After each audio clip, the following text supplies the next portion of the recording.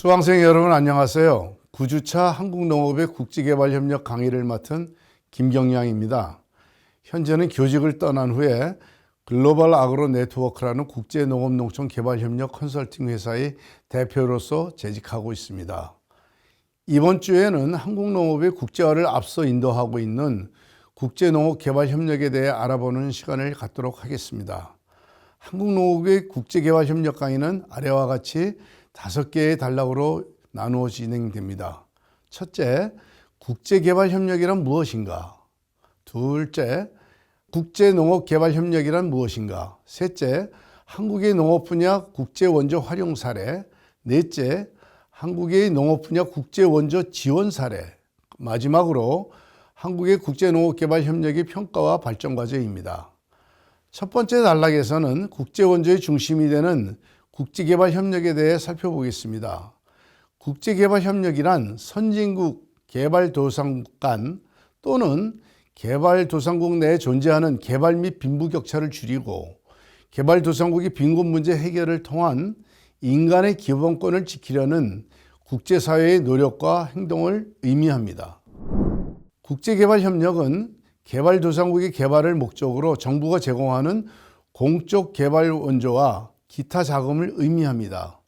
ODA는 Official Development Assistance의 약자이며 이는 공적 개발 원조를 의미하며 정부를 비롯한 공공기관이 개발도상국의 경제 발전과 사회복지 증진을 목표로 제공하는 원조를 의미합니다.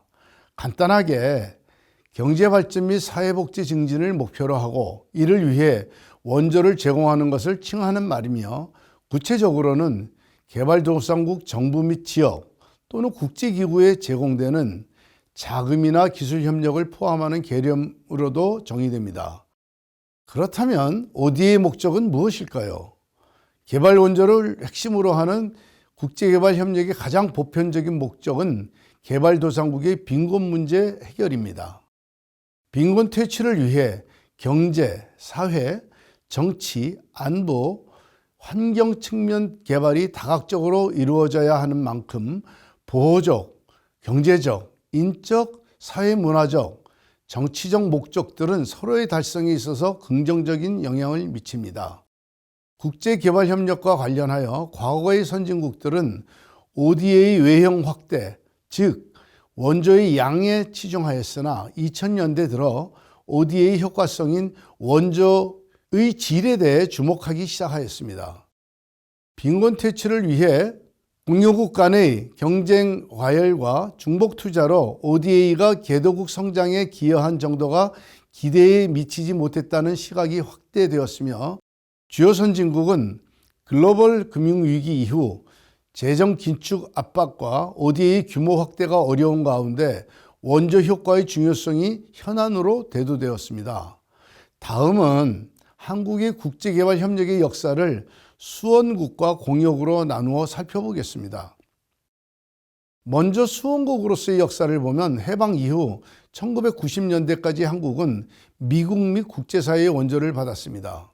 우선 1950년대는 한국 전쟁 직후였던 만큼 전쟁의 여파로 긴급 구호, 즉 재난에 대처하는 것에 초점을 맞추어 원조가 이루어졌습니다. 1960년대는 경제 구조 전환기로서 성장 및 투자가 화두였습니다. 미국 외의 원조가 증가한 1960년대는 대기업 등을 중심으로 프로젝트 원조와 자원제 지원이 진행되었습니다. 1970년대와 1980년대는 공유기관의 다원화와 더불어 단위사업 중심의 프로젝트 차관에서 섹터 차관, 구조조정 차관으로 전환하게 됩니다. 마지막으로 1990년대부터 2000년대에는 한국이 원조 수원국에서 순수 원조 공유국으로서의 전환기라고 할 수 있습니다. 그중 한국이 제일 크게 발전했다고 할 수 있는 시기는 바로 국제개발위원회 수원국 리스트에서 제외된 2000년입니다. 다음은 공유국으로서의 역사를 알아보겠습니다. 개발도상국을 대상으로 개발 원조를 시작한 시기는 1963년이었습니다. 1970년대에 들어서 한국 경제가 발전함과 동시에 개도국들의 원조 수요가 증가하자 한국의 원조 규모도 확대되었습니다. 그러다 1980년대에 외채 감축과 국제수지 흑자의 실현으로 우리나라의 개발 원조가 본격화되었습니다. 1989년에는 유네스코 한국 청년 해외 봉사단원 파견 사업이 시작되었습니다.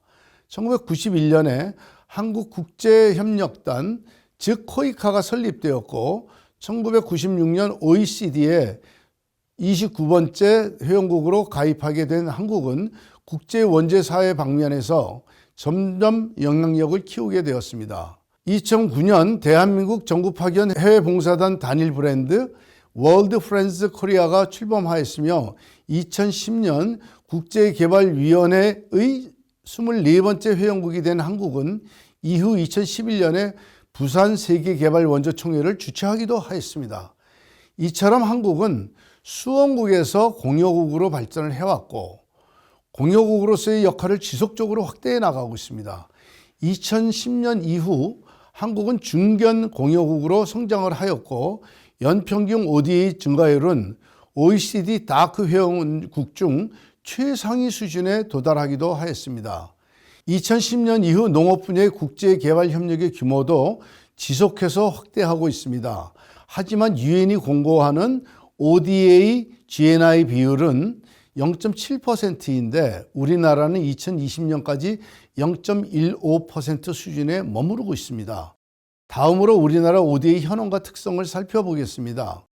2030년까지 ODA 규모를 현재의 2배 이상으로 확대하는 것을 목표로 하고 있는 우리나라는 이러한 목표를 가지고 사회 인프라 및 서비스, 경제 인프라 및 서비스, 생산 부분 등 분야에 많은 재원을 배분하고 있습니다. 우리나라 ODA 지역별 분포를 살펴보면 현재 아시아 지역에 중점적으로 지원하고 있습니다. 아시아 지역은 우리와 지리, 정치, 경제적인 유대를 바탕으로 전체 지원액의 약 50%를 차지하고 있으며 지속적으로 높은 수준을 유지하고 있습니다. 하지만 이와 동시에 한국은 아프리카 지역의 지원을 확대하려고 하고 있습니다. 현재 아프리카의 지원 비율은 점진적으로 확대되어 22.8%를 차지하고 있는데 앞으로 아프리카 지역에 지원되는 ODA는 점점 많아질 것으로 예상됩니다. 지원 형태별 ODA 지원을 양자 원조와 다자 원조의 비율로 살펴보겠습니다. 양자 원조란 공여국이 수원국에게 직접 또는 공여국의 집행기관을 통해 지원하는 방법입니다. 다자 원조는 이와 달리 공여국이 국제기구를 통해 수원국에게 지원하는 방법입니다.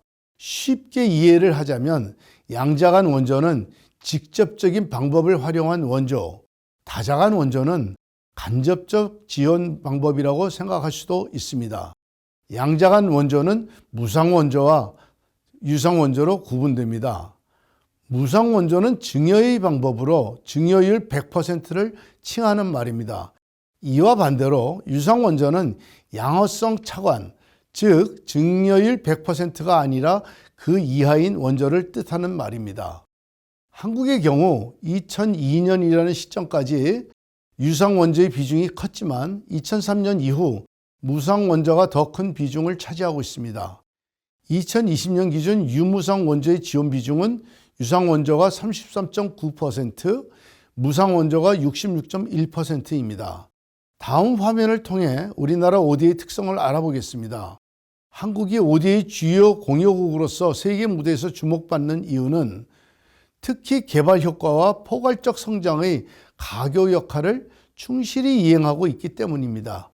즉, 국제사회에 한국의 지식과 전문성을 경제적 및 인적 개발을 위해 어떻게 활용할 수 있는가를 보여주는 사례가 되고 있습니다.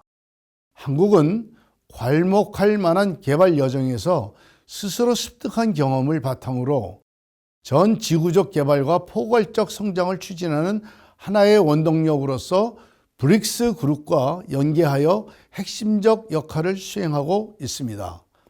해외 원조 수원국이었던 한국이 선진국으로 전환하는 과정에서 경험한 원조관리 정책과 농지개혁, 시장 개방 및 국가주도 산업화 등의 개혁 조치를 개발 원조 프로그램을 통해 파트너국에 직접적으로 전수할 수 있을 것입니다. 이러한 차원에서 파트너국과 정책개발과 기술협력 활동을 추진한다면 수원국의 개발 잠재력을 더욱 향상시킬 수 있을 것입니다. 따라서 한국의 경험과 모델이 수원국의 지속 발전을 위해 어떤 조건과 상황에 가장 적합한가를 신중하게 확인해야 되는 과제가 있습니다. 이상으로 첫 번째 단락에서는 국제개발협력과 우리나라 ODA의 현황, 특성 등에 대해서 알아보았습니다. 이어지는 시간에는 농업 분야를 중심으로 하는 국제농업개발협력에 대해서 알아보는 시간을 갖도록 하겠습니다.